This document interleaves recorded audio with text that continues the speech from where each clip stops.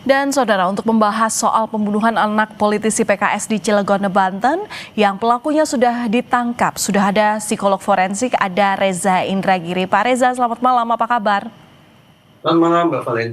Iya Pak Reza, untuk kasus ini polisi menyebut bahwa motif pelaku membunuh korban ini karena terpergok mencuri adalah karena faktor ekonomi. Tapi rasa-rasanya ini terasa janggal karena tidak ada barang yang hilang di rumah korban. Bagaimana tanggapan Anda? Motif kejahatan itu ada dua. Satu, motif instrumental, yaitu seseorang melakukan kejahatan untuk mendapatkan manfaat tertentu. Dan juga ada motif emosional, yaitu bagaimana seseorang melakukan kejahatan untuk meluapkan perasaan negatif yang dia punya, marah, dendam, benci, sakit hati, dan seterusnya. Kalau pihak kepolisian menarasikan bahwa pencurian itu dilatar belakangi oleh motif instrumental atau motif ekonomi, masuk akal. Tetapi kalau dikatakan bahwa pembunuhan itu dilatar belakangi oleh motif ekonomi, menurut saya tidak masuk akal. Karena skenario yang disampaikan oleh pihak polisi adalah kronologinya betapa bocah 9 tahun itu melakukan perlawanan terhadap pelaku. Kemudian pelaku mengalami mungkin panik, mungkin kaget, sehingga melakukan kekerasan yang sedemikian keji terhadap bocah 9 tahun tersebut. Dengan kronologi semacam itu sudah. Ini kita tidak bicara tentang pelaku yang dilatar belakangi oleh motif ekonomi atau motif instrumental, tapi boleh jadi motif pembunuhannya adalah motif emosional. Bagaimana si pelaku meluapkan mungkin marahnya terhadap korban dengan cara yang kejam sedemikian rupa. Bukan motif emosional, bukan motif instrumental atau motif ekonomi, melainkan motif emosional. Berarti Anda sepakat kalau artinya polisi terlalu cepat menyimpulkan terkait motif ini? Saya mencoba menyimak pemberitaan media. Ada rangkaian narasi dan pernyataan dari pihak polisi yang justru menurut saya perlu dipertajam untuk meyakinkan masyarakat luas. Bermula dari sekitar 2 pekan lalu, ketika polisi mengumumkan ada peristiwa pembunuhan terhadap seorang anak di rumah.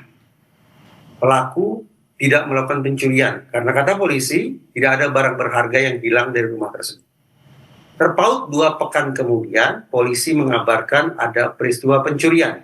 Ditambahkan oleh polisi bahwa ternyata pelaku pencurian itu adalah orang yang sama yang juga melakukan pembunuhan terhadap anak di rumah yang sebelumnya. Digenapkan oleh Kapolda Banten yang menyebut bahwa pelaku pencurian itu adalah pelaku kambuhan, spesialis pelaku pencurian rumah kosong. Pertanyaan muncul, kalau pelaku pencurian itu disebut-sebut juga orang yang sama sebagai pelaku pembunuhan, dan pelaku pencurian itu juga disebut sebagai pelaku spesialis rumah kosong, maka pertanyaannya adalah, kenapa ketika pelaku itu memasuki rumah yang pertama, dia melakukan pembunuhan, tapi tidak melakukan pencurian? Ya. Kita memahaminya, saya sendiri agak kesulitan memahaminya. Karena itu, tadi saya katakan, ada rangkaian narasi dan rangkaian informasi yang perlu disampaikan oleh pihak kepolisian secara lebih jernih, secara lebih tertata. Nah, kali ini pelaku sudah ditangkap dan sudah dijadikan tersangka.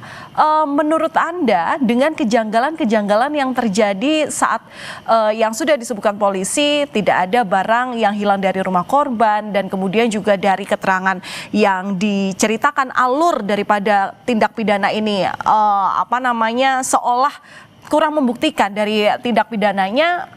Bagaimana sebenarnya polisi harus mendalami ini? Apa langkah selanjutnya? Proses hukum, termasuk persidangan nantinya, tidak bisa mengandalkan pada pengakuan. Jadi seorang terdakwa silakan tidak mengaku, tidak apa-apa. Kenapa? Karena proses penegakan hukum mengandalkan pada pembuktian. Per hari ini, boleh jadi pihak kepolisian sudah memiliki 2 alat bukti yang mencukupi untuk menyeret sang pelaku dalam konteks pelaku pencurian. Tapi kalau kemudian dikatakan bahwa pelaku pencurian ini juga melakukan pembunuhan, saya terus terang masih mempertanyakan ketersediaan 2 alat bukti terkait pembunuhan.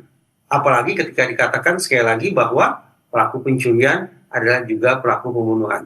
Kenapa saya mempertanyakan? Misalnya, detik ini polisi melakukan penangkapan terhadap pelaku pencurian.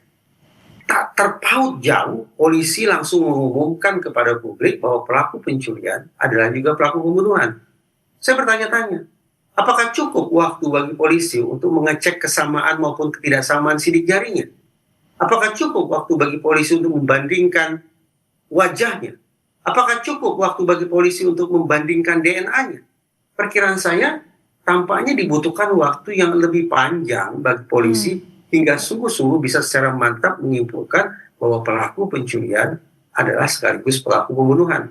Karena itu, karena saya masih sangsi bahwa alokasi waktu itu tidak memadai bagi polisi untuk memantapkan ketersediaan alat bukti, maka sekali lagi izinkan saya untuk mempertanyakan apakah sungguh-sungguh polisi sudah memiliki kelengkapan alat bukti terkait dengan peristiwa pembunuhannya, bukan pencuriannya.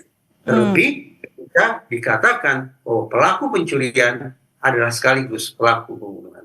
Berarti menurut Pak Reza ini masih janggal ya, apalagi CCTV di rumah korban pertama ini dinyatakan mati begitu. Jadi masih minim alat bukti yang dimiliki polisi terkait kasus pembunuhan ini.